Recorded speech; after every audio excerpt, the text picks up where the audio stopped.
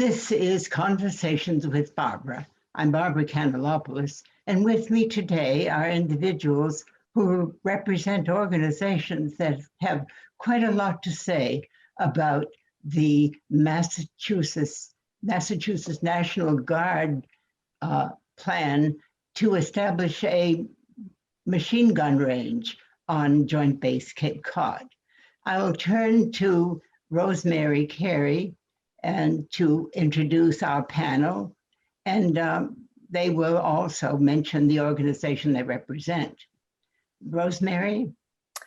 Thank you very much, Barbara, for having us on your show and for examining this very important topic. We are part of a growing coalition opposed to the planned 8-lane machine gun range for Camp Edwards. And on the call, we have Dr. Sandy Faiman-Silva. Hi, I represent the Coalition for Social Justice. We have Jim Wolf. Hi, I'm here representing the Cape Cod Climate Change Collaborative. Dr. Madhavi Venkatesan. Hi, I'm here representing the Sierra Club of Cape Cod as well as Sustainable Practices. Ella Sampou. Hello, I'm here representing the Youth Climate Action Network. And Dr. Jane Ward.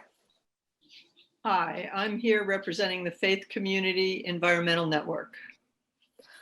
And I'm Rosemary, Carey, representing 350 Cape Cod. We're part of the global network, 350.org and 350 Mass Better Future Project.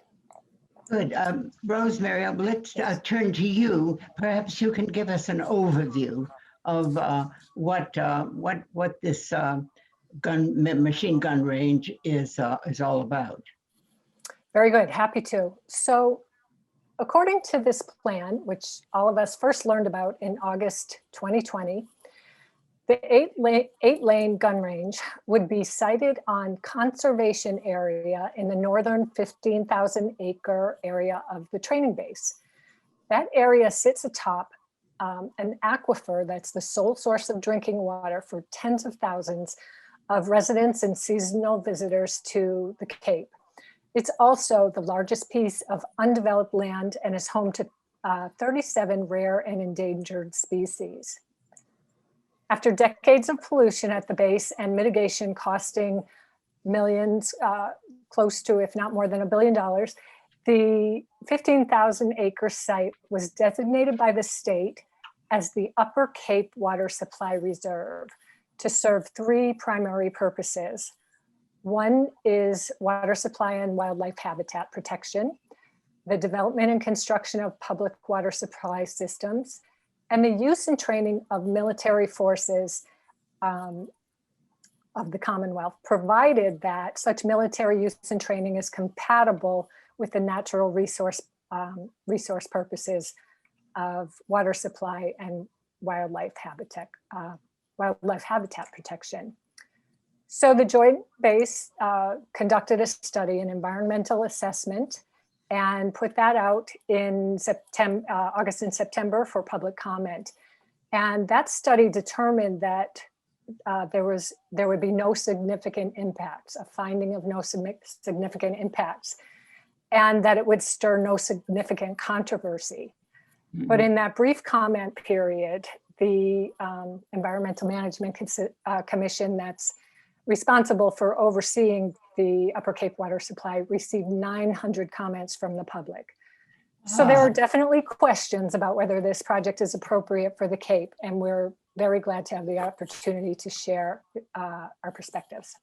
Good. Let's turn to Dr. Faiman-Silva. Perhaps you can go get some details further about why this is so controversial, why so many people are speaking up about it.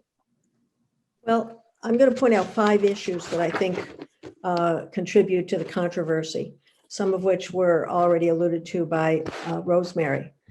The first is the environmental fragility, potential degradation and loss of habitat and threats to endangered species with the building of this particular machine gun range project on our sole source aquifer. 15,000 acres of which, again, is the recharge area for our sole source aquifer, and it's designated, it was designated by the EPA as protected watershed. The second issue is that early contamination beginning in about discovered in about 1978 on the base still has not been cleaned up.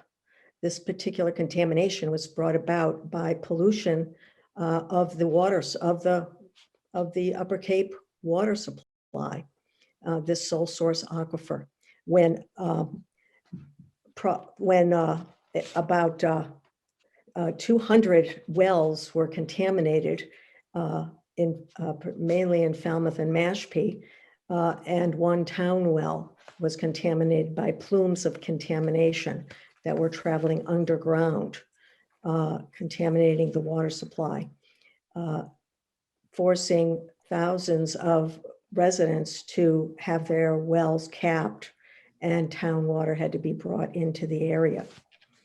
The third problem that we're facing is that promises and commitments made by the Massachusetts Environmental Protection Agency and the U.S. Environmental Protection Agency, or the Mass DEP and the U.S. EPA, again, committed to using this watershed in very circumscribed ways, as Rosemary earlier mentioned, to protect water supply and wildlife habitat, to develop and construct public water supply systems, and to permit the use and training by military forces for the Commonwealth, provided, as she mentioned, that such use and training is compatible with the natural resource purposes of water supply and wildlife habitat protection.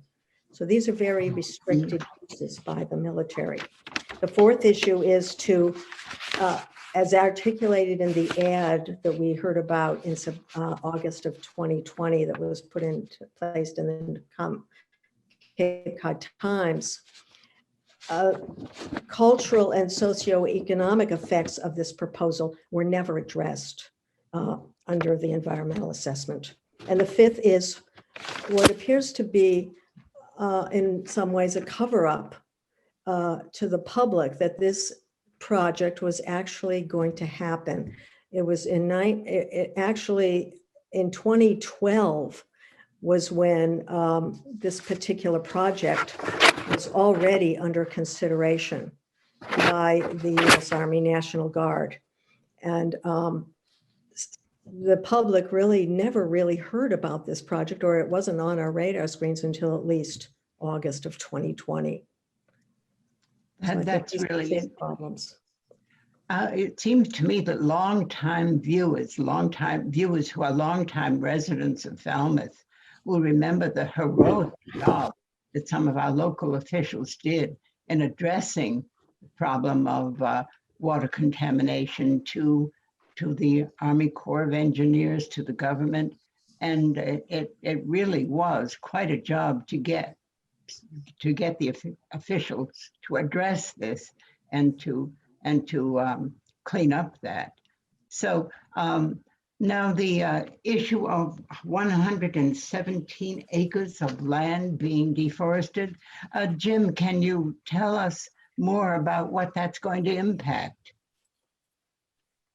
Yes, it's great to be here. Get this public conversation rolling. So the Cape Cod Climate Change Collaborative came together in 2016 post-Paris to try to foster, instigate, and support collaborations of groups on Cape Cod. So that includes citizens, businesses, environmental organizations, government. I'm not going to read you the list of everybody who's on the board and the advisory council, but it's really taken off. And a lot of these studies, even though the military has addressed climate change as the primary defense issue worldwide, including here, climate change is an important factor as we evaluate projects. So when it comes down to 170 acres on our fairly highly developed Cape Cod, you really need the environmental assessment did not address, first of all, an alternative which would be don't fix it unless it's broke, i.e. the Massachusetts military guard being trained in machine gun training in northern Vermont. And so what the collaborative did was we said, well, we got to figure out what is the climate impact of cutting down 170 acres of forest compared to trucking those guys and gals up for their machine gun training somewhere else. This was not even addressed. So we, in the spirit of collaboration, contacted the Woodwell Climate Institute, Research Institute, which was formerly called the Woods Hole Research Organization. Let's figure out, can you help us figure out what does it mean to cut down 170 acres? And I'm not going to go into all the science of it, but there was back and forth, and the Cape Cod Commission was involved in that conversation too. Let's figure this out. Well, it turns out that over 20 years, there's two things you have to calculate. One is the one-time cost, the construction, if you will, of taking all those trees away. And when you kill them and when they die, they immediately start releasing their into the CO2 problem that we have. So you have to calculate that. And then you also have to calculate what is the loss of sequestration of 170 acres of forest. So we calculated that over 20 years with the help of our collaborating organizations. And what we came out with was basically somewhere between 2 and 2.5 million gallons of gasoline over 20 years. And so if you calculate what it takes to truck these soldiers up to Vermont, you will find that it is a net negative impact on the climate goals of both Massachusetts and organizations like the Collaborative to reduce the carbon that CO2 that we're putting into the air. So that's what you get. You get between 2 and 2.5 million gallons of gasoline as a carbon equivalent of the loss of that forest. So that's about as far as I'll go on the science, but anybody who's interested, I can refer them to the people at Woodwell. We feel that's a pretty solid number, and we are concerned that the environmental assessment as is does not take that into account. They simply eliminated looking at an alternative, which would be training these soldiers elsewhere. That's not in the assessment. So we feel it ought to be. Yes, definitely. And that's the impact. Sorry, it's a science area, and I struggle with science sometimes, but we got it. Yeah, but it does point out how how insufficient the calculus was that was done by those who want to get the machine gun range set up.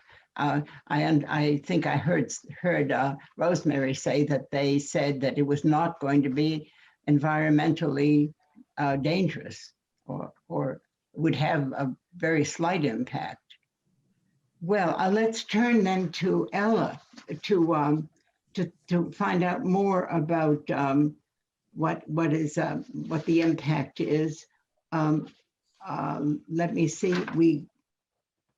What do you think, Ella? What do you think that what impacts might be in terms of the problems with water, impacts that are socioeconomic or cultural? Sure, thank you. I want to start by noting that the Mass Army National Guard did not assess the ability of our community to tolerate the risks posed by the machine gun range. That means that if something were to go wrong, we don't have an assessment of how capable our community is to deal with the fallout. That being said, the environmental assessment concluded that there would be no impact on quality of life, and they refrained from doing detailed analysis on both socioeconomic impacts and environmental justice on the basis that this won't create any long-term jobs, so they don't need to worry about our local economy, and that there are neither enough people living in poverty nor enough minority community members that this could possibly be an issue of environmental justice. I feel this lack of detailed analysis leaves a lot of questions.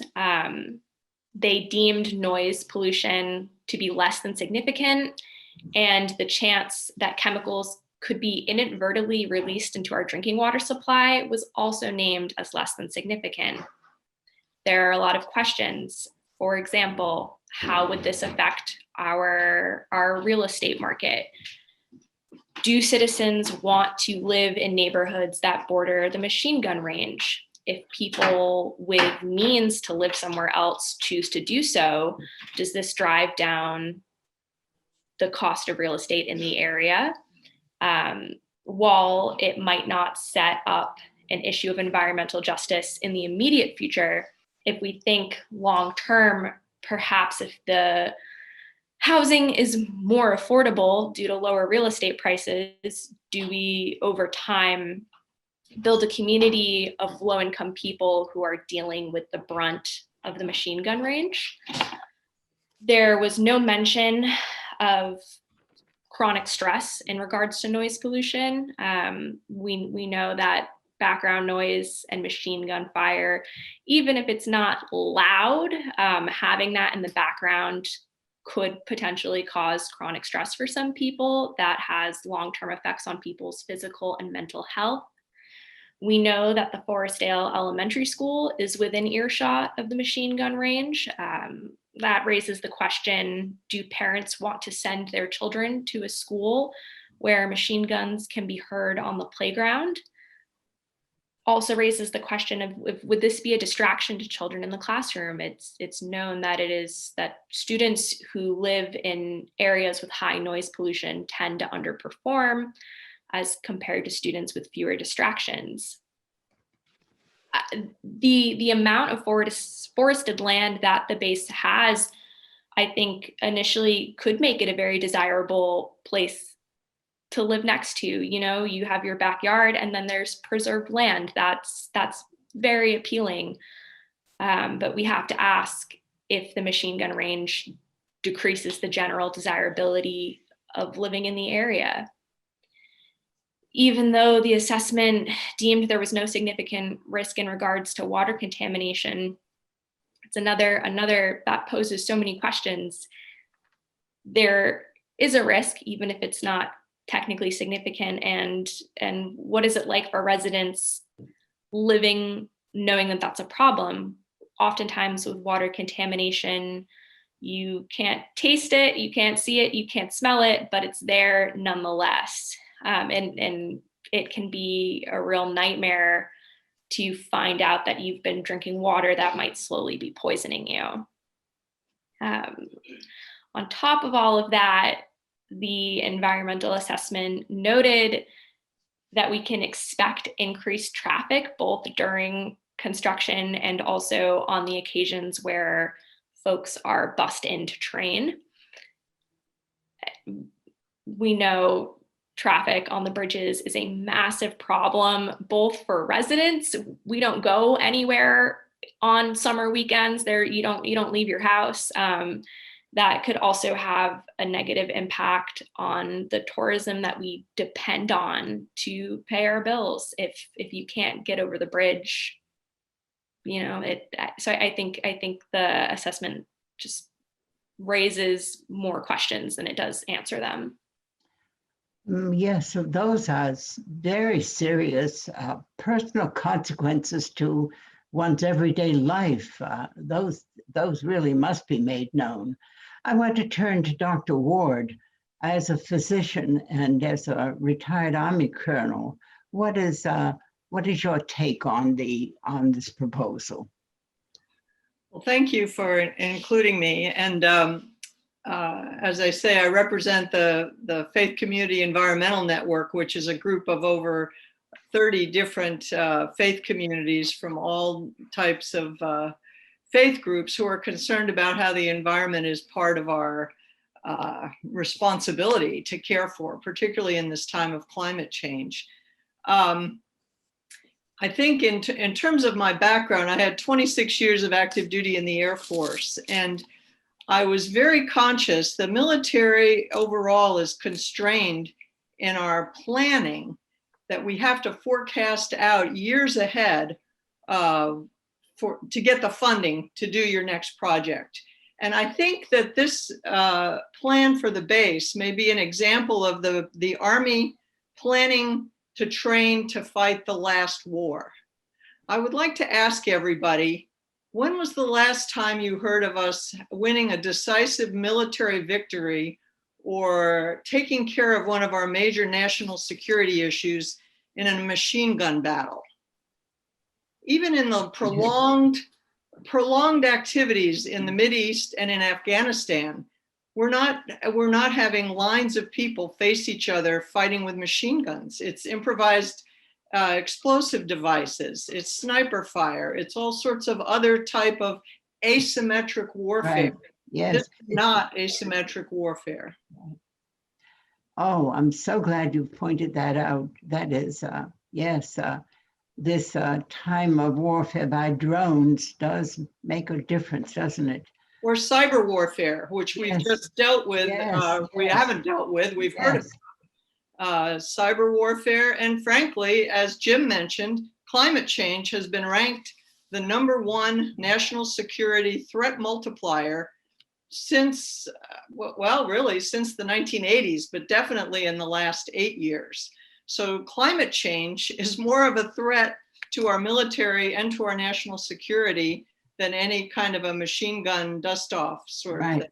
Yes. And I really agree both with Jim and Ella too on a number of issues they brought up. This is very inadequate in terms of talking about what is the current situation, how much does that really cost? And by the way, Cape Cod is in the southeast corner of Massachusetts. I'm not sure we're any farther drive for guardsmen coming from Western Massachusetts than it would be for them to drive to Vermont. So the little bit they have in their justification about training time wasted is fairly a lame excuse. I also came across a very interesting Associated Press comment that actually, I'll read it to you because it's pretty enlightening, I think. As Camp Edwards serves as the primary training site for Massachusetts, the proposed action, i.e. developing the machine gun training range, is also needed to ensure the continued and long-term viability of Camp Edwards as a training center. Well, for heaven's sakes, you know, if it has no purpose as a training center, why is it not deeded back to Cape Cod to become an environmental protection area that can protect our water supply? It's a fairly squirrely workup, in my opinion.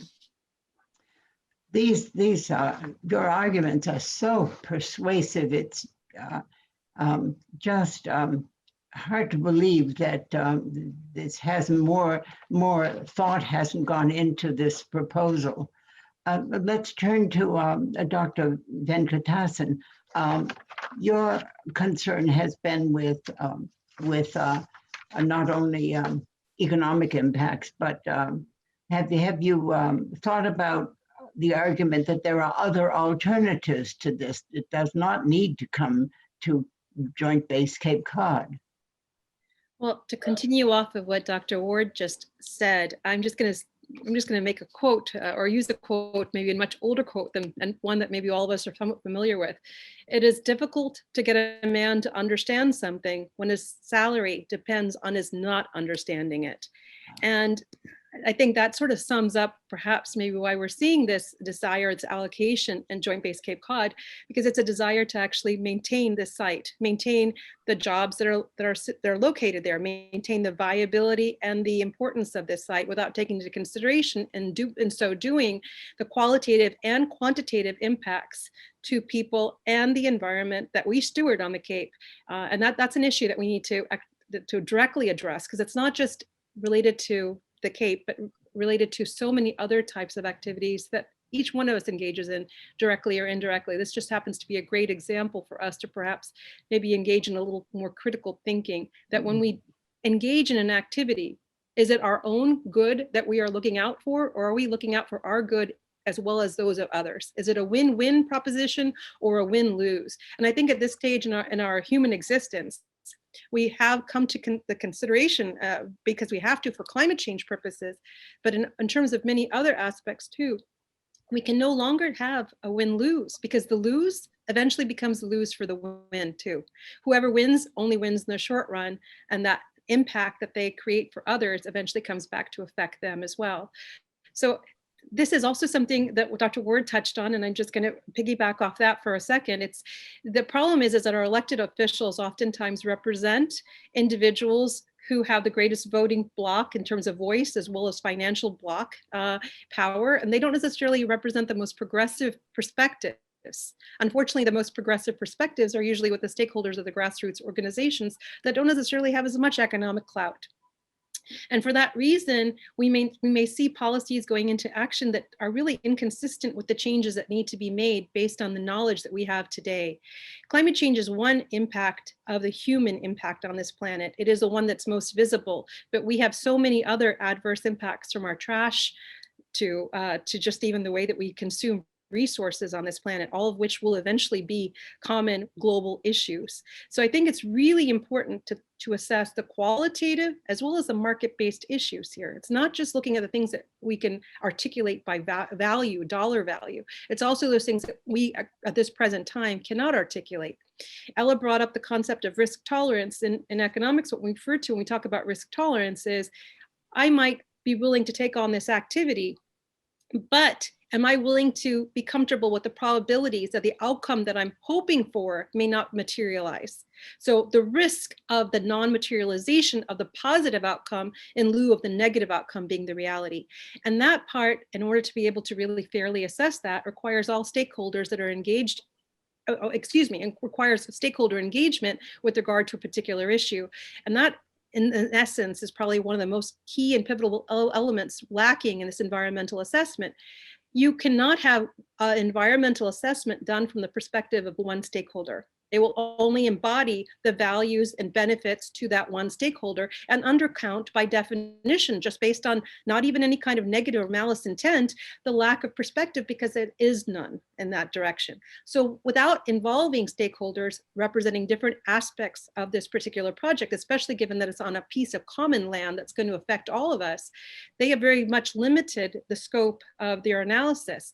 So going forward, the stakeholder engagement component has to be pivotal in any kind of reevaluation. And the question of hierarchy of that stakeholder should not be done by the government or perhaps a civic organization, but by an independent entity to determine which entities need to be put in terms of their responsiveness, their sensitivities at a higher level than others. And that also seems to be missing in this. And I'm just going to make one last comment very quickly. The one element that we all represent is the silent earth that we have to steward. Just because it has no voice doesn't mean that it doesn't get impacted. And we do not take that into consideration enough. It's not just a matter of trees being chopped and the carbon sequestration issues. It's about habitat loss and animals having to be forced to move, without even understanding or comprehending what's happening to them. We are not talking about a situation where dominance can just be the rationale for why we do whatever we do on this planet. Dominance has no value without stewardship, because there would be nothing to dominate. So I think there comes to a point in time where we have to take into consideration that element of risk tolerance, especially as we're becoming more and more cognizant of our interaction with other species and our dependence upon them. Thanks. Yes, Dr. Ward. I really appreciate that. And I've developed this interesting perspective listening to all of us talk this afternoon, in that I feel like we're having to protect ourselves from the National Guard. I went through my entire career feeling that I was a servant of the people and that I was here to help protect the citizens of the United States. I was a medic, so I was taking care of the health of the active duty, but I was also protecting the population. And I feel like we're having to protect ourselves and Cape Cod from the National Guard. They should be working to protect us and make us feel more secure. They should be prepared to help with disaster response, to protect, perhaps to help with the COVID pandemic. We shouldn't feel like we need to protect ourselves from their training with machine guns. It's a very, very bizarre perception that I've just developed this afternoon. And I think we need to realize these people are paid for with taxpayer money to take care of us. We shouldn't feel like we have to protect ourselves and protect our home and Cape Cod water from the National Guard. It's a very twisted situation we're in now, a real flip-flop of stakeholders, as you say. Yes, you seem to have pointed out a great irony, and yet one of the reasons why the popular imagination may be captured with the idea of the range is the protection of people. So you pointed out a really important aspect of that. Sandy, you want to have something to say? Yes. Yeah, I just wanted to piggyback on the last comment by Dr. Ward that the National Guard is also the group that conducted the research and tried to, in terms of the environmental assessment, and concluded that there was no significant environmental impact. It's like the fox guarding the hen house. And I just also wanted to point out that this project is estimated to cost about $11 million or more to build this machine gun range on 5,000 acres. The 22,000 acre Joint Base Cape Cod is 10% of the land mass of the entire peninsula of Cape Cod. So it's a very significant piece of property. They've already spent $1.2 billion or more to clean up the crisis of pollution that occurred as a result of the inappropriate use of this very fragile ecosystem over a half century or more, particularly since World War II, when so much of the contamination occurred. So I think that and another point is that it's been estimated that our summer tourism population is about 5.3 million people who visit the Cape annually during the months when these summer warriors are going to have their 2-week stays on the Cape for training. So it's at the height of our tourism season, and tourism is our major industry on the Cape and islands. This is where our bread and butter is. This is where we derive the livelihoods that sustain our workforce and sustain our standard of living here on the Cape and islands. And I think that all of these issues have to be taken into consideration, and were not taken into consideration. Jim, you have something to say. Yes. Yeah. Hi. I think that probably one of the when they poll people about what are the important issues for our federal government, that probably the one that stands at the top for federal is, defending us. Okay, so it's very important to understand that there's not an anti-military component to this. We are all in favor of a strong defense, and we're living in a time where, as Jane mentioned, what warfare is very much, you can't go by 10-year-old plans when you have cyber attacks and this and that about what's the most important thing to do. So climate is one of those issues that has only recently come to the forefront. And I do have something that I'd like to read that came out of the Army War College in let's see if I can find it. Well, it basically states that the most important thing is to lead on climate change. Okay, and you know, or the military will risk losing the support of the people who it in fact is out there to defend. And so that is a #1 priority in the executive summary of the Army War College's big publication that they put out in 2019. And so, you know, my question, the collaborative favors at least a, forget about environmental assessment, which is the lowest form of evaluating a project like this, and start looking at environmental impact statement. The requirements for an environmental impact statement are much more robust, especially in terms of public input. If we're talking about what is the military for, and again, this is not negative towards the military, but I'm saying they are suggesting that this is the important issue to lead on. I would say to the people around here that what you can do if you want to do anything is ask them, the Massachusetts National Guard, to go ahead and you know, if they still want to do this project after they hear some public comment, 900 comments, they need to go through the full environmental impact statement so that we can really get the input of the people towards this as a military project.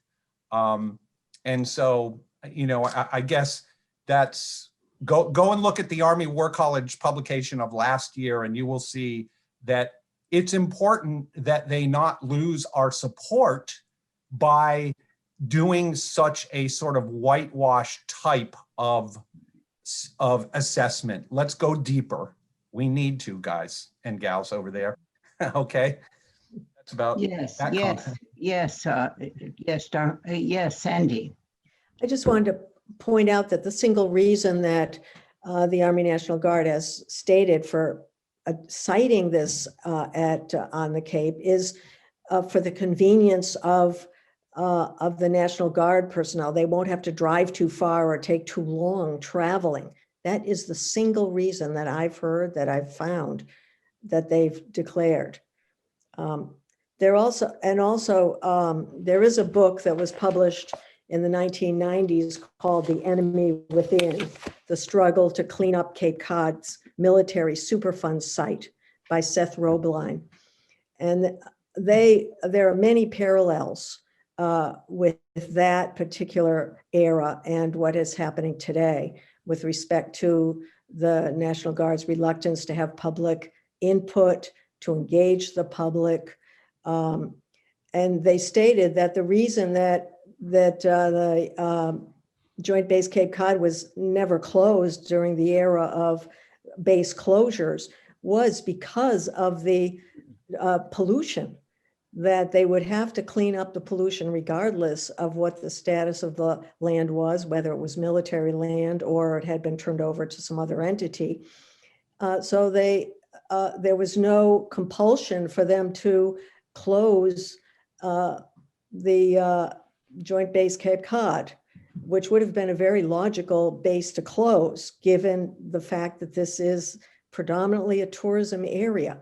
I just wanted to make one last point that this would never be sited at the Quabbin Reservoir, which is the watershed in Central Mass, which provides the drinking water for Greater Boston. It would simply be inappropriate to have it sited there. And yet it's okay to have it sited on our fragile watershed. It just doesn't make sense. Thanks. Well, all that has been said makes me feel as if this issue is urgent. It has great urgency. And yet I want to think about those who are supporting it. I will go back to, yes, Dr. Venkatesan, you had said that there are vested interests in seeing this promulgated. What do you think can be done to oppose it? I think Sandy has already alluded to it, so I'm not going to repeat what she has just noted, but and also we also had Dr. Ward note that initially too. But what I really just wanted to bring up was one other issue that I think we have to also contend with and also look at as we move forward. And that is, how do we get information out? I mean, you're helping us with this through this show, but the reality is we have a declining newspaper circulation base. We have newspaper closures, and on the Cape, we have a big issue with that. We used to have little town newspapers all across the Cape, and all of those have been consolidating. We have radio stations, but people don't listen necessarily because they can opt out and listen to their own music. The bigger issue that we really have right now is when we do have an issue of social importance, things that perhaps maybe create the community that holds us all on this Cape, getting that information out to create the momentum behind a change that we want to see is a very difficult. And that particular item and that I'm just bringing up is really important, because when we hear any kind of government entity say that they disclose this information, the question is, did they disclose this information consistent with the time period that we're in? You can disclose information, but it may be consistent with the time period where everybody was reading the paper, that we all had very limited sources or channels for getting information, and therefore also had normal social outings. All these things are non-existent to declining today. So it is an entity that represents us, that sole existence is there for us. We are the government. So to think that we should be arguing against an entity that solely exists for our betterment, our protection, our welfare is logically inconsistent. It's almost as though the entity has become independent of its original mandate. Yes. And that, to me, is the bigger question that we need to sit back and start to assess, because we do have the power of the vote. And we do have the power of being one small piece of land that can have tremendous amount of autonomy in terms of putting the future that we want to see into action based on the policies we make. Yes, I'd like to add to that, Barbara. So the Joint Base has promised to respond to the 900 comments that they received from the public during the public comment period, and we're waiting to hear from them there. Once they have responded, the Environmental Management Commission that is powered with overseeing the Upper Cape water supply, they're going to hold a Zoom meeting with a capacity, we think, of 300 people that was mentioned. So we need people to be on that call. So stay tuned for announcements. It will be announced at capecodclimate.org. That is the website for the Cape Cod Climate Change Collaborative. They have outstanding communications on what's happening on climate in the Cape, or any of our organizations. Sierra Club 350, Coalition for Social Justice has a weekly newsletter of actions we can take, and it will definitely be there. But I would also say, talk to your friends and family and neighbors, call your elected officials, write letters to the editor. We can't let this flurry of activity die down. We need to keep this topic in the conversation front and center. It's that important. Yes, Dr. Ward. I just have one question about both of those comments. And shouldn't, at the very least, the towns that are in the immediate vicinity of the base, shouldn't their Board of Selectmen or their town council or whatever's the appropriate body be being kept appraised of what's going on with this? I got the impression in August, when we first heard about this, that the boards of selectmen didn't even know what was going on. So it's not that we don't even have a newspaper. That's terrible in itself, but we didn't even have the towns that are surrounding the base, and to my understanding, didn't even know what was about to happen. Yes, the Falmouth Select Board has asked for a period where they can just stop this, to not allow it to go forward until they can have more public comment. But maybe Jim can talk about what's going on in Mashpee and Sandwich.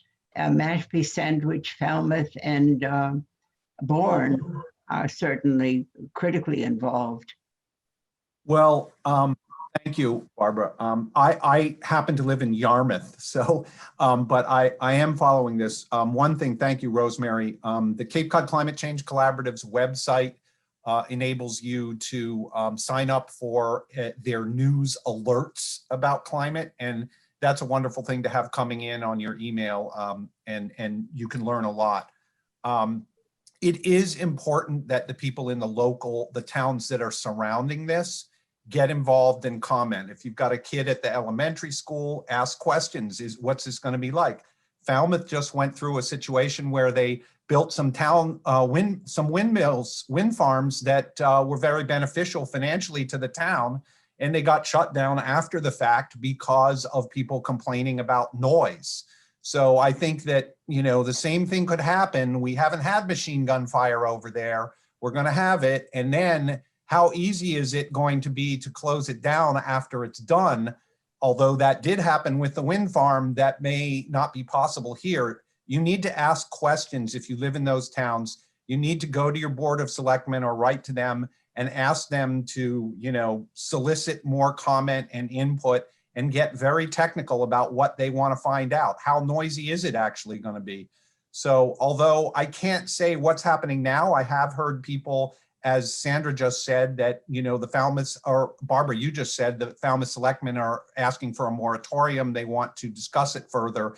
That's what needs to happen. That's why we're all here on this, on your show today, Barbara, is that we need to stimulate conversation and then action, which is, again, information seeking. What are we going to be having in our midst? What are the risks? And how can our public officials, right up to, Representative Keating, and others, what can they do to make this process more thorough before it's in our backyard? Oh, yes.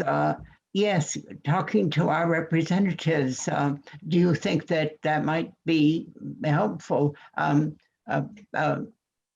Faiman-Silva, I know sometimes political action helps. Do you think that there's the possibility that our senators and representatives can help out with this?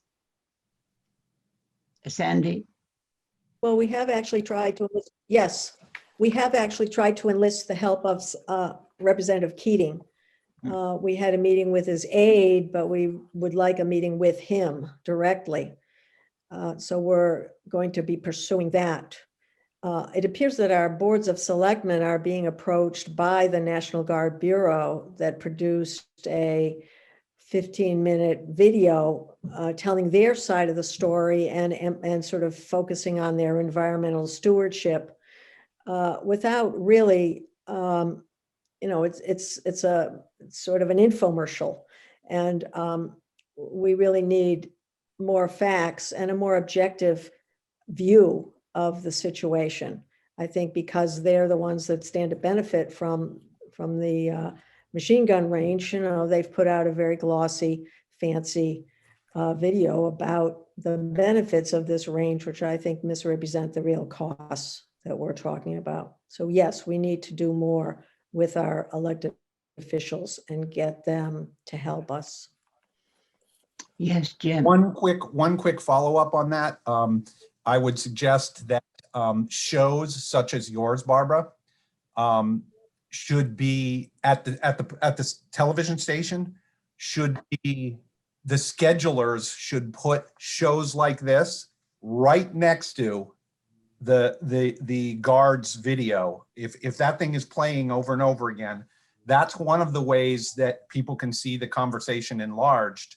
If you schedule citizens talking about concerns right next to the guards thing, because I will assure you, and I love the Guard, but I will assure you that there's not a lot of citizens who are concerned in their video. So yes, look together so people who are watching your station can see. Yes, I will see if that can be done. I think that would be very important, a very dramatic way to show that the information hasn't been forthcoming. The real information about this hasn't been forthcoming. Thank you. And Rosemary. Yes, I just wanted to remind everyone that in this new administration, Massachusetts in particular has some pretty powerful friends in Washington right now. Gina McCarthy, John Carey, and of course, Senator Warren and Markey. Yes. Why am I blanking on my favorite senator? Ed Markey. Thank you, Ed Markey. Yes, thank you. So they need to hear from us on this too. So the more letters and emails and calls that they receive, the better. Yes, well, this program is going to be aired frequently, several times throughout the next succeeding months, and I would hope that I will see if we cannot show this alongside with the guards video.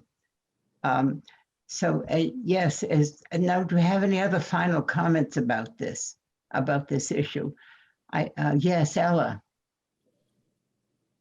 I would like to mention that in addition to contacting our representatives, there are many, many, many grassroots organizations on CAPE that are actively discussing this topic, and a successful rally, socially distant, was held in October called CAPE in the Crosshairs. It was organized by Cape Cod Sierra Club, but had attendees from the Cape Cod International League of Peace and Justice, Peace and Freedom, the Coalition for Social Justice, Faith Communities Environmental Network, Harwich Climate Action Network, the Nauset Fellowship, the Southeastern Pine Barrens Alliance, Sustainable Practices, and the Cape Cod DSA. There are more grassroots organizations. That is a short list, but I can guarantee there is a group in your community that is doing work related to protecting our environment in general, but is also likely discussing this topic. So there is always the option to take action that way. And because newspapers are not necessarily the most efficient way to share information these days, talk to your family, talk to your friends, talk to your neighbors, share true, useful information on your social media. There's a lot that we can do in addition to contacting representatives. Does anyone foresee the need for public rallies? That is standouts. Yes, Madhavi. I'm not going to speak necessarily to rallies. I do think that they definitely have an importance, but what I would like to speak to is perhaps something related to that. And it's need to be involved. To be a citizen and to live in a community is to be involved in your community. And this is something that we've taken for granted. And that's why over time, those that continue to be involved, unfortunately, are the only voices that have been heard. And they may not necessarily be representative of the needs of everyone. So hopefully, as we are moving forward and we're seeing that we are a global community, if by nothing else, based on the risks that we create for each other, maybe we can become a global community with regard to how we engage with each other. So this is one very large visible example that affects the Upper Cape, where you're seeing the entire Cape coming together to work on this issue, because it's an issue to our Upper Cape neighbors, but definitely also has a trickle-down effect to the rest of us. But had we been more vigilant all the way through and never disenfranchised our rights to actually think about whether our representatives or our government always were doing things that were aligned to our best interest, perhaps we wouldn't be in the position we're in today. So for the future, we can set a new set of values where we become vigilant as citizens, be aware as citizens, be participatory as citizens, because that's not just a privilege, but a responsibility. Yes, there's a quotation that you mentioned earlier that I feel as if everyone should post on their refrigerators. Would you repeat that for us, your quotation? I'd be happy to. It's from Upton Sinclair. It is difficult to get a man to understand something when his salary depends on his not understanding it. So it's really basically saying that the moment that we let our own personal gratification or our own personal desire stand in front of the greater good, we all suffer. Right. And it's worth commenting about Upton Sinclair and the work he did to get the public, eventually to get the public crying for change, which led to legislation and change, real change in the meat industry. Yes, yes. So citizen action. citizen action it's easy to say, but some individuals don't know exactly what steps to take, given, as you pointed out, Madhavi, the fact that many people don't read newspapers. So I guess we do what we can. Let's list them. Letters to the editor, discussions with our friends, but this is not an issue that requires voting. What ultimately, do we have any power as citizens to stop this? What do you think, Jim? Yeah, I mean, that's why, I mean, even the process as it's been prescribed so far has enabled, as we've heard, 900 separate issues that have been raised. So there is no doubt that the only way, instead of saying, do we have any voice, I would say the only way we can have a voice is by using it, using them, all of ours collective voices. I see. You know, there's a lot of communications channels. I know that Ella will be the first to tell us that, you know, people her age do not go out and buy the Cape Cod Times and read it in hardcover, or probably go to its website. So we need to remind, and Ella's working with youth on Cape Cod, the Youth Climate Action Network, and what that's all about. And some of the members are working with the Massachusetts Department of Education to bring this, not this machine gun range issue, but climate issues into the curriculum in Massachusetts, which does not exist. And they are working with legislators and the Department of Education to accomplish that. So there's lots of different ways to get involved. You can get involved in helping that curriculum piece. You can get involved in helping your teacher to create a unit that's studying the public process that is happening around this issue. That would be a topical thing to study in your civics class. So, you know, teachers can get involved that way. I mean, yes, our voices are the only way these type of things get, well, let's say, stopped, or the alternative comes to be instead of what's proposed. Yeah. And so we need many voices, many voices. Yes, Sandy, did you have something? I think the nationally, I think the important person to be in touch with is Representative Keating. I think he is very instrumental in the decision making, has been for the past 10 years, and I think we need to really put some pressure on him. Right. And he serves on the Armed Services Committee. Oh, yes, writing letters. We'll write to him, email him, and I think it's very easy to find online. If you Google his name, the information about reaching him is really online. So that's a very good suggestion. Jim, if I may, Congressman Keating is having a town hall on February 3rd via Zoom. And as I understand it, it has filled up, but calls asking for more seats on that town hall, or a second night of the town hall. Yeah. Given everything that's going on in Washington, we understand that's a really hard ask, but we do need to keep the pressure on Congressman Keating. Right. Our viewers may be interested in knowing if there is some kind of deadline.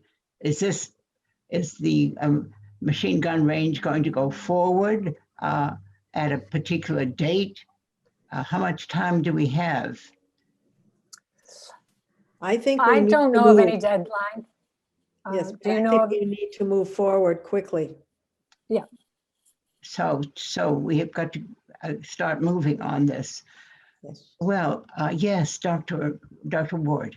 I just also want to say that don't forget that, I mean, even though, yes, Keating is our representative, but also this is our military.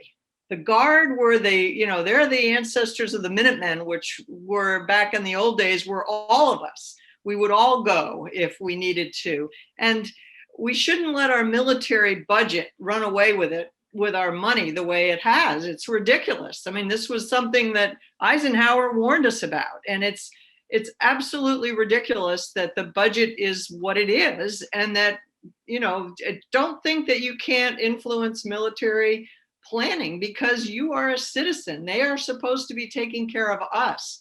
So I think it's real easy to get intimidated, but you know, and you don't have to talk to just Keating. Talk to others on the House Armed Services Committee, or you know, find somebody on the base, maybe even, who you can work your way up through the state organization. But we really need to remember this is an organization that the purpose of it is to defend us and make us feel better. And if they're off fighting the last war or the last war from 20 or 30 years ago, and they need to refocus on climate change and cybersecurity and you know, current affairs, crowd control, disaster response, hurricane response, helping with COVID. Those are the sorts of things that the Guard does.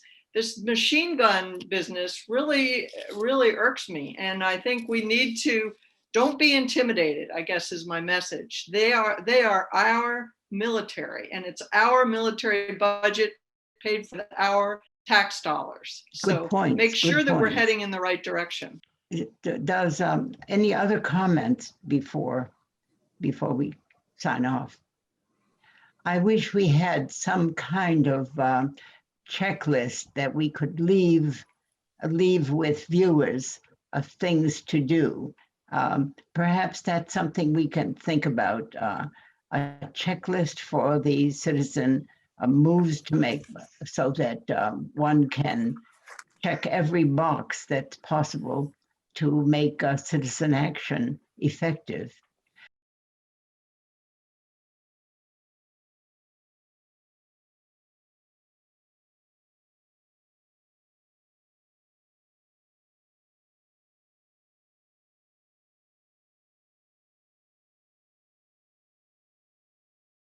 Thank you so much. This has been so important, and so your discussion has been quite persuasive. And so I thank you very much for taking the time to come together to make this information public.